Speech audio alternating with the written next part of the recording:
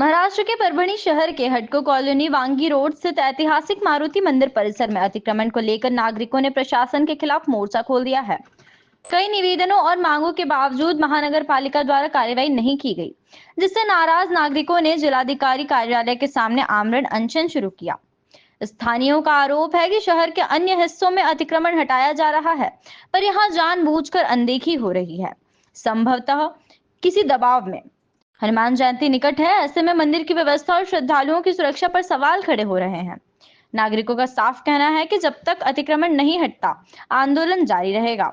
अब देखना यह है कि शासन प्रशासन क्या एक्शन लेती है और महानगर पालिका हाटको वांगी रोड कॉलोनी का अतिक्रमण हटता है या नहीं। परभणी प्रतिनिधी राहुल वावणे। मागच्या वेळी बी तुम्ही आंदोलन केलं तुम्हाला आश्वासन दिले होते, काय सांग कारण? 2021 मध्ये आम्ही आंदोलन केलं होतं, त्यावेळेस आम्ही उपोषणाला बसलो होतो। त्यावेळेस बी आम्हाला आश्वासन दिलं आणि लिखित पत्र दिलं की आम्ही 33 आता तुमचा कारवाई करून अतिक्रमण हटवून घेऊ।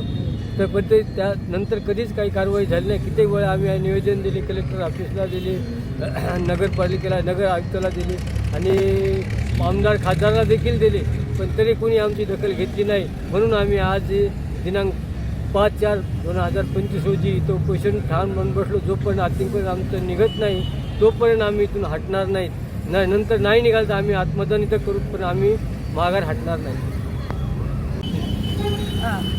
मंदिराचं अतिक्रमण निघत नाही तोपर्यंत आम्ही इथं बसून राहणार। यापूर्वी अनेक वेळा निवेदन दिले, पण काढतो म्हणून पत्रव्यवहार केला, पण अद्यापर्यंत कारवाई झालेली नाही।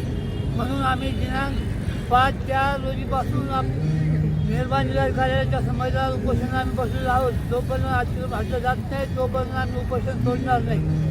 त्यानंतर नाही झालं तर आम्ही आंदोलन करू। असा 2021 पासून आम्ही पत्रव्यवहार चालू आहे आमचा।